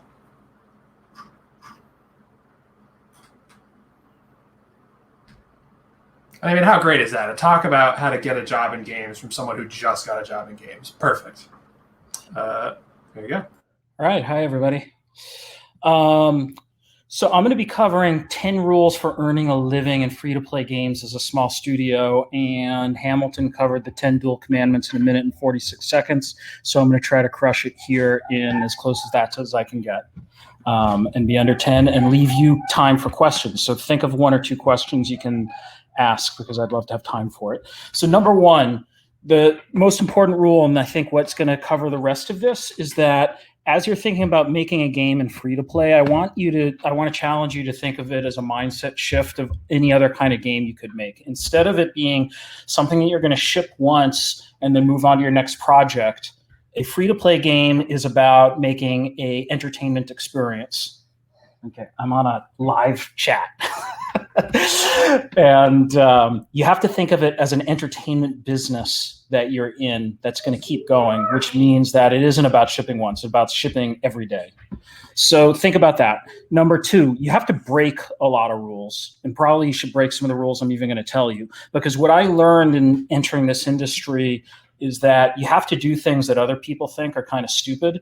So when I was launching our first game at Disruptor Beam, I launched a game called Game of Thrones Ascent. At the time, no one was doing licensed games. People were saying, don't do licensed games. Why would you want to give a share of your revenue to anybody else? But we thought it was a good idea because we could go after a customer base that was really eager to live in the world of Game of Thrones and wasn't finding satisfaction anywhere else. So we built the first online game for Game of Thrones, and it worked. We got 11 million people to install the game. On the back of that, I went on to making a game called Star Trek Timelines, and we got 5 or 6 million people playing that game. That game continues to do really well today. In fact, it's grossed over $100 million to date. It'll probably do that again over the next few years. So the short story here is, at the time we did that, we went after licenses, not necessarily something that I actually recommend anymore, but at the time it was different. And the fact that it was different caused a lot of publishers to tell us not to do it. Okay. The other part of it, which was really interesting, is people told us in the free-to-play game universe at the time, you'd really just have to make a casual game title that's very simple, a clicker that nobody really thinks about. And we made a game that ended up having 500,000 words of text in it, and that was Game of Thrones Ascent. So again, we just broke the rules. It was a game with a lot of heart in it that people really loved, but it wasn't built as a clone of anything else. In fact, it had quite a bit of unique game mechanics, as did Star Trek Timelines. And I think that's actually the most important thing for getting into free-to-play. There's too many clones out there, and players are really hungry for something different. Rule number 3, you have to have scarcity in your economy. And there's a lot of ways to do this, but it ultimately comes down to make sure that it takes a lot of time and or money to get the things that are really cool in the game. And we'll talk a little bit more about some of a specific technique you can do that you can add to virtually any game called events in a few moments. But think about scarcity. Think about how you have a lot of stuff that you can get or do, or experiences that you can have, make it hard to get. The thing that goes hand in hand with that is rule number 4, don't cap your economy. All right. So the biggest mistake that free-to-play game economy builders make is they have a list of things that you can buy, and once you've bought it, there's nothing else to get. So in a free-to-play game, you really want to make it so that there's an infinite number of purchases that you could make, be that number of characters or progression trees that you can go on for your characters, currency reloads, content that you can explore in an infinite way. If you can run out, people will run out, and you'll be surprised how quickly people will run out, even of your wildest and deepest content catalogs. So don't cap your economy. Think from the beginning how you're going to make an economy in your game that can keep growing and growing and growing. Number 5, which goes along with this, is think about merchandising. So earlier we heard about essentially price optimization, but another way to price optimize is to be constantly introducing new things to your players at different price points and repackaging things and bundling it together. So it's not like you have to take one item or one currency and sell it for a different price and test for what the perfect price point is. Instead, have lots of things for sale and pursue what I would call a price discrimination strategy. So if you've ever been to a Starbucks, you've been exposed to price discrimination because the cost of the smallest Starbucks drink and the largest Starbucks drink is really like pennies of difference cost to them, but you opt into paying several dollars more for this, essentially something that has a largely invariable cost to them, because the biggest cost in a coffee establishment is really the real estate and the labor, and everything else is a rounding error. In a free-to-play game, you're dealing with bits, and it's essentially a zero marginal cost for everything you do. So you can repackage things infinitely and try to do it in ways that doesn't make it as obvious as just change a price for a given item. You're really repackaging things and offering them in different ways that people can consume them. And that's really important to figure out really what the tolerance within your game is to various economic decisions you'll make. Rule number 6 is do events. And I can't really stress this enough. This is the thing that's going to be a 2 to 3x multiplier on the revenue of your game. So let me quickly define what an event is. So an event is something that lasts for a period of time, usually a short period of time, anywhere from hours to a couple of days, where there's some cool reward you can get in it. In my very first game, which goes back to the 90s, Legends of Future Past, we ran events. It was an online game where people played essentially a mud type game. And we ran live events and had game masters entertaining people. And those were the most popular thing that we did. In Star Trek Timelines and Game of Thrones Ascent, in every game that we've ever worked on, there's things that you can do that are special for that period of time. The reason they work, number one, what I mentioned earlier, scarcity. Because it's an event, you can only do it during the event. Anything that's a reward from the event immediately is a scarce good that people find that they have a lot of desire for. The reason why the things that you can put into an event to make it really good is make players compete with each other, make sure the rewards are really special. And that could be anything from social recognition amongst the players could be the reward. It could be cosmetic. It could be a title that they get, or it could be unique items with gameplay advantages. But here's the most important rule for making your game monetize really well through events. You got to match it to the thing that I was mentioning earlier around merchandising. So during the time that the event is running, make sure that you offer things for sale that give special or interesting advantages related to the event. For example, if you do fire damage in your game and there's stuff that's fire resistant during the event, that's an awesome time to do some merchandising around characters or spells or whatever it is in your game that does fire damage, because people will buy them more than you can believe. And you truly will make or break the revenue of a game through the way you do events. And it relates to my very first point, which is to think about the mindset shift towards providing an entertainment business. Rule number 7, give players an opportunity to interact socially. Can't overstress this. In Game of Thrones Ascent, we let people marry in the game. They got married in real life as well. People have enormous social connection to a game where you really let them do interesting social things with each other. They'll keep coming back for years and years and talk for even decades about your game and how awesome it is. Number 8, engage with your customers. One of the things that we really learned at Disruptor Beam is if you really take the time to get to know your customers and have a relationship with them, have great community management, great customer support, players really appreciate it. And in quantifiable terms, it's one of the things that's going to get you over a 4.5 rating on the app stores, which is really essential for getting people to download and even try your game in the first place. But over the long term, it's going to boost lifetime values, and players will influence each other and their friends. Rule number 9 is focus your time and effort on making the unique elements of your game. That number 1 thing I brought in, the number 2 thing I mentioned earlier, which was breaking the rules and really investing in an interesting gameplay element. That's the part where you're going to have the payoff. Today, there are platforms out there that you can use to give you all the social, event management, merchandising, all that kind of businessy stuff that you need to embed into your game is out there. There's multiple products, but I'm going to talk for 1 second about my own, which is Beamable. My new company is a platform that lets you do that. So you can go to beamable.com and see what we've built for Unity developers to bring all this stuff in your platform. And rule number 10 is you got to go for it. If you want to make a game and give it everything you have. You can win, because most people in this business are not going to give it all that they have. They're going to treat it as a hobby, or they're not going to take it seriously. But if you really want to build a great game, you can. I've done it. You can too. That's my talk. Thanks. Thank you, John. Oh, I don't have my clapping queued up here. Next up, we have G-Funk.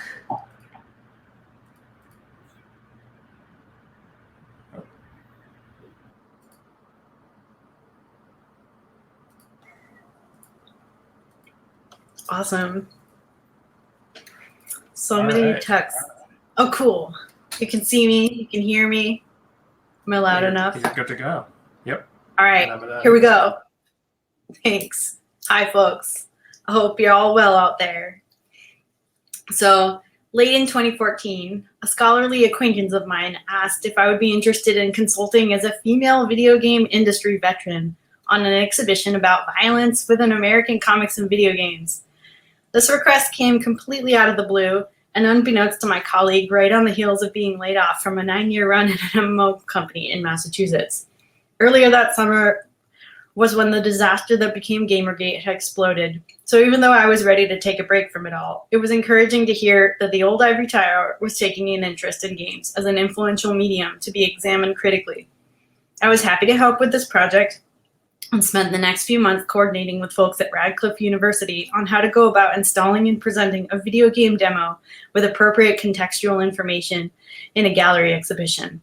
The logistics of doing an interactive and time-based medium like video games justice within this setting are a whole other talk, but in an effort to promote a space for well-rounded criticism, I couldn't just settle for a series of looping videos or still images. There had to be a game demo for people to feel it out themselves.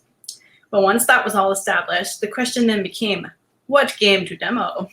This exhibition was one of many events staged through the spring 2015 semester, culminating in a conference run by the school titled Confronting Violence.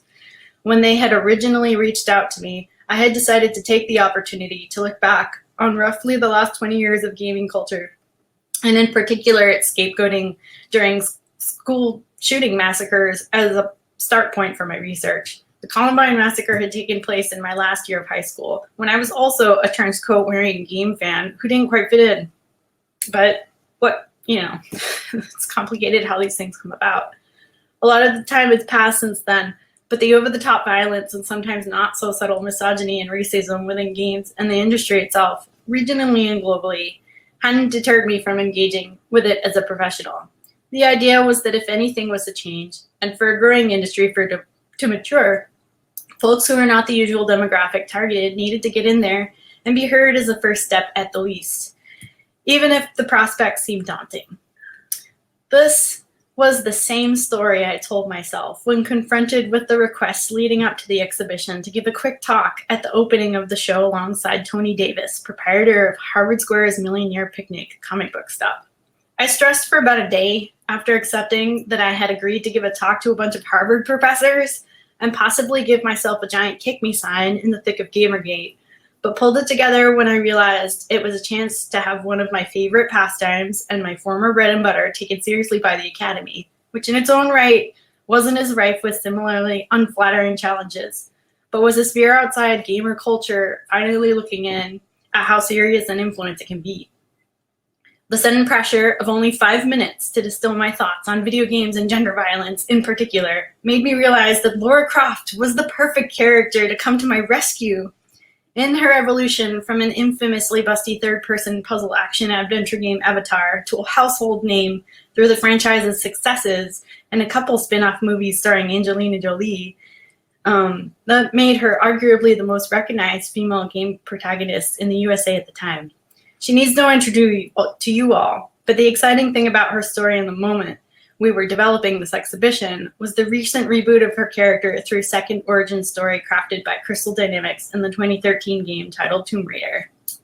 My argument to the visitors at this exhibition opening was that gaming, like other forms of popular entertainment before it, was already undergoing a change from within to expand and complicate not just the look, but the character development aspects of the medium. And that was what the fuss about ethics and journalism was really about. Both Tony and I shared this sentiment from our respective vantage points. My talk was that there definitely was a lot to critique and change about the nuances and promotion and development of female protagonists moving forward, but it had also come a long way. While earlier discussions were focused on the visuals or lack of relatable female presenting characters in games, the kerfluffle surrounding the 2013 incarnation of Lara Croft was all about her character development. The story goes that in earlier promotional messaging about the game, the actual catalyst for Lara Croft to become the hardened Indiana Jones-esque super person we know her as today was supposedly a sexual assault within the story.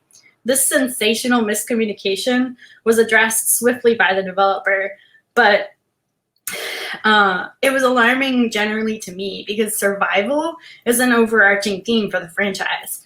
Did the developers really want to go that hard into the myriad facets of what survival can be for fans of a younger version of a character already well known for looking very sexy?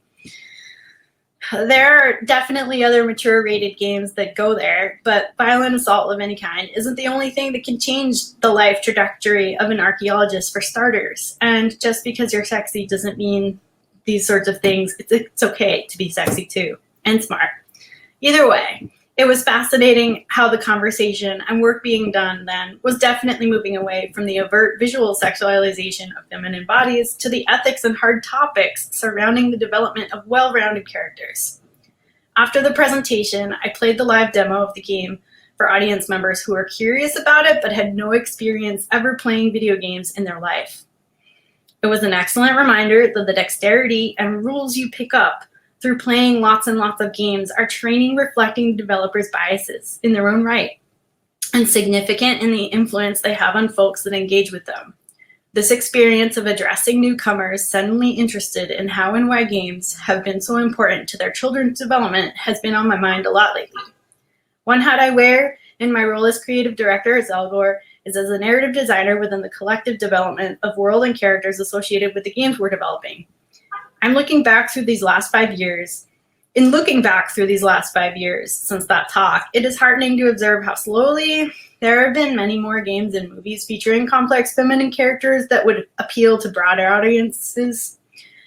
There's still a lot of work to do, but 2 resources I'd like to recommend if you too are interested in this sort of critical work are Feminist Frequencies, Tropes versus Women in Video Games, The Curriculum. It's got the videos, but also like educational curriculums, along with their statistics collected about gender representations at E3, and Liz Lerman's Critical Response Process, which provides a framework where creators hold an active role in the criticism of their own endeavors. Thanks for listening to my talk, and see you guys around. Thank you. Yay. Yeah. All right. Next up, Jeff Campbell. All right. Thanks, Jay.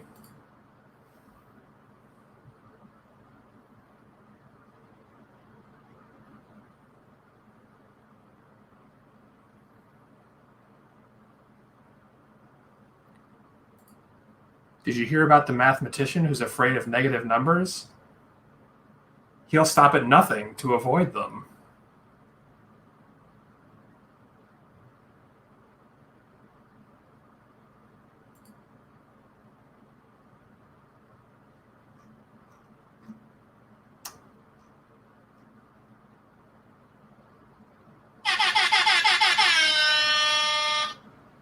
Just waiting for Jeff to accept and connect here. How about the little... Ooh, actually, I should tell a joke and then press the laugh button. I'm doing it all wrong.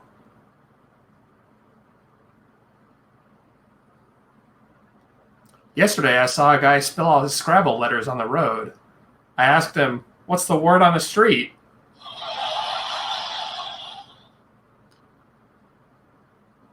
All right, no problem. We'll just move right along here to Elliot Mitchell.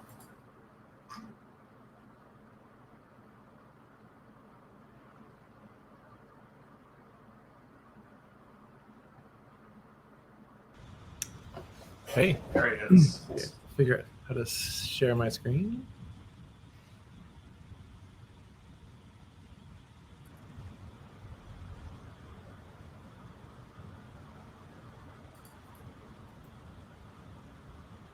If you like hover over the thing of your face, there should be a button.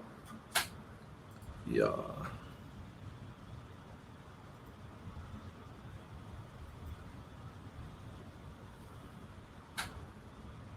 Cool.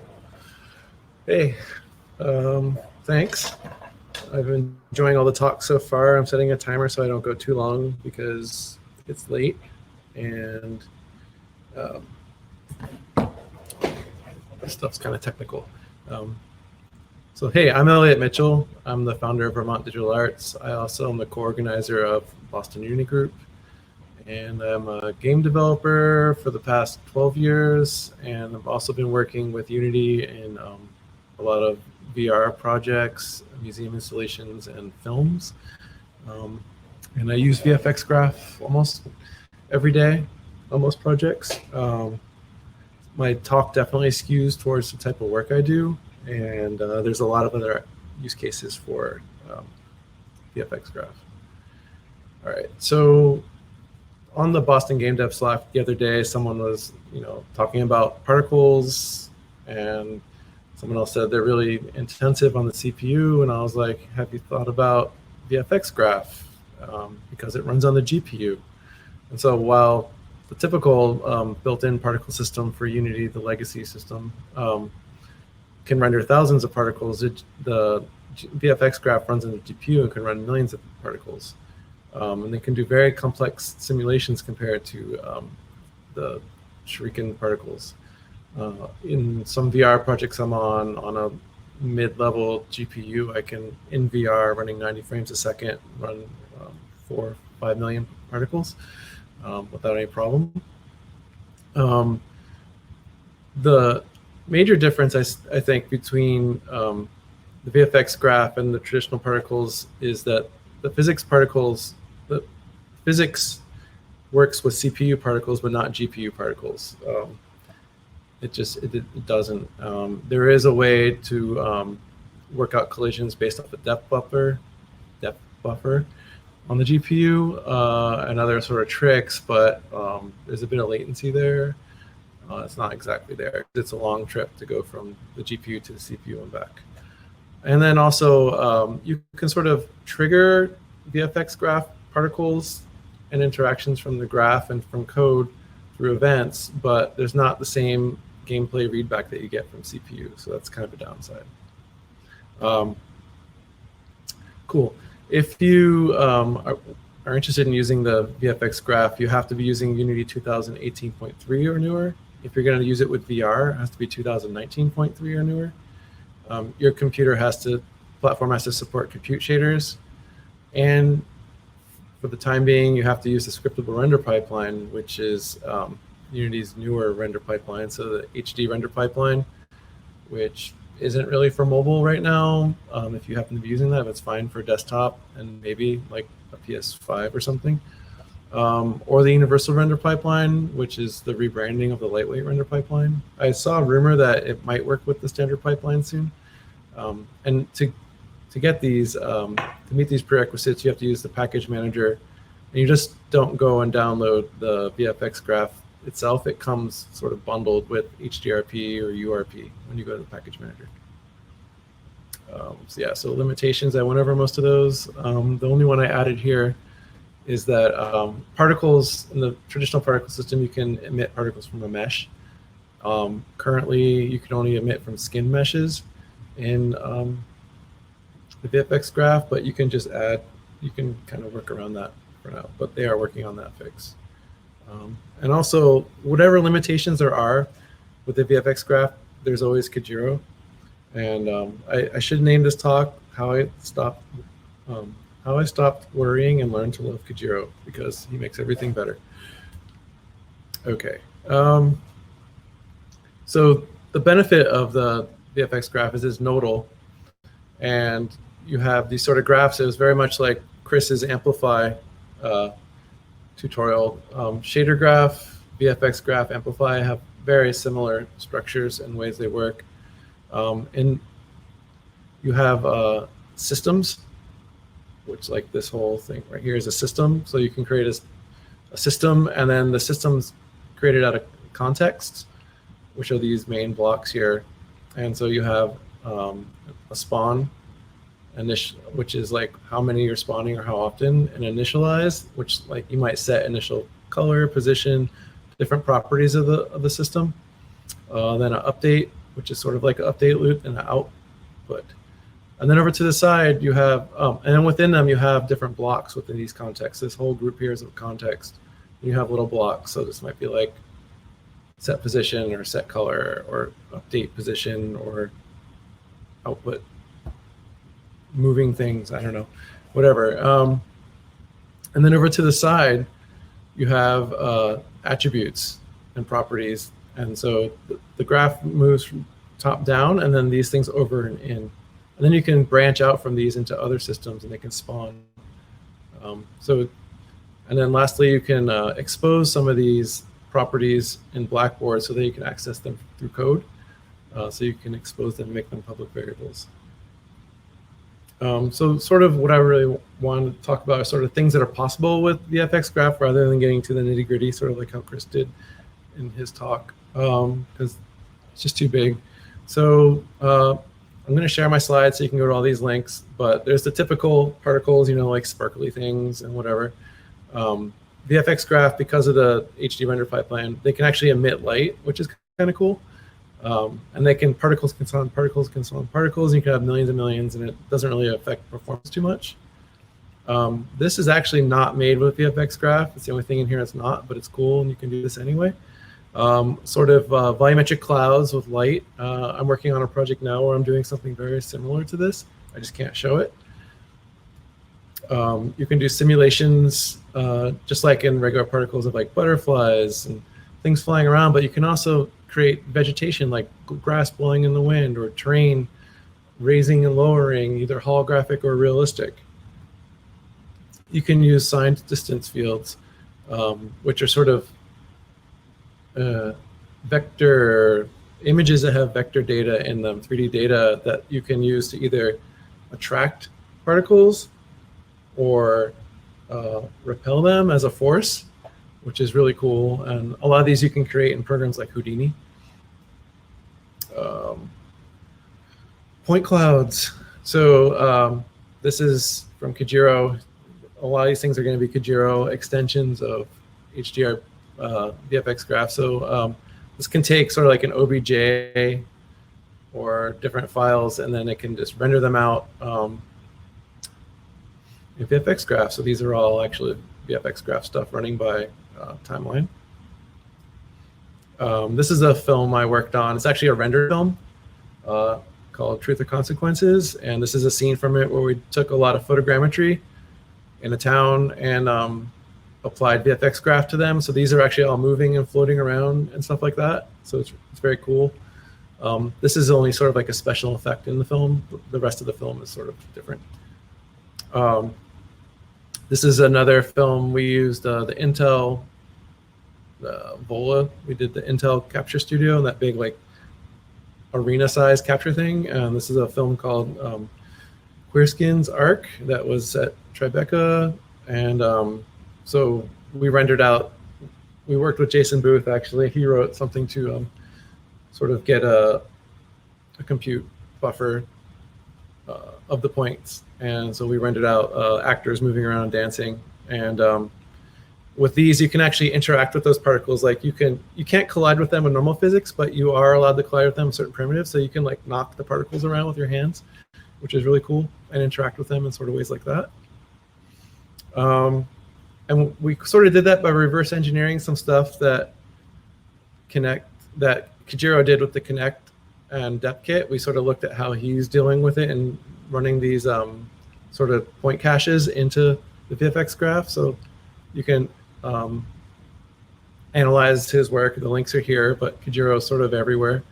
Again, so this is, you can bring in live from the Connect, or you can bring in other sorts of forms. And I think other platforms like DepKit are going to be able to do this natively.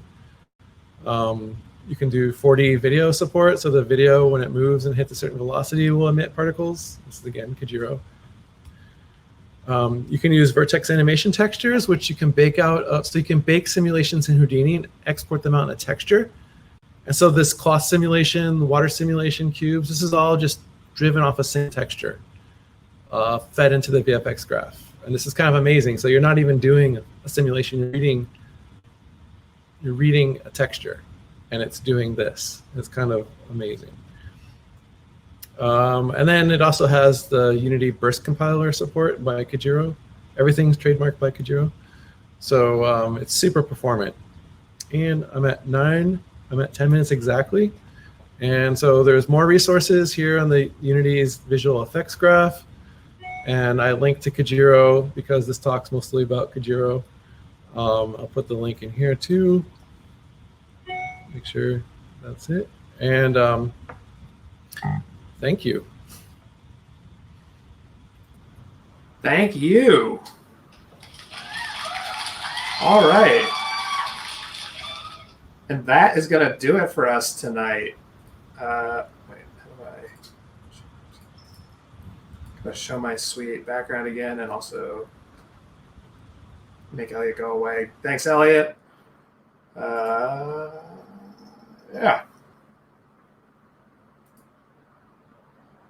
All right. Thanks, everyone, for coming out. Apologies for the technical difficulties. Thank you so much for sticking with us. Talks will be on our Twitch for about 14 days. And then I'm also going to post them on the YouTube channel probably this weekend because it takes a little while to upload that stuff. But yeah, thanks everyone for coming out. Thanks for speaking. Thanks for joining us. I'll see you for Bit Show Season 2, Episode 1 on August 6th. Yeah, have a good night.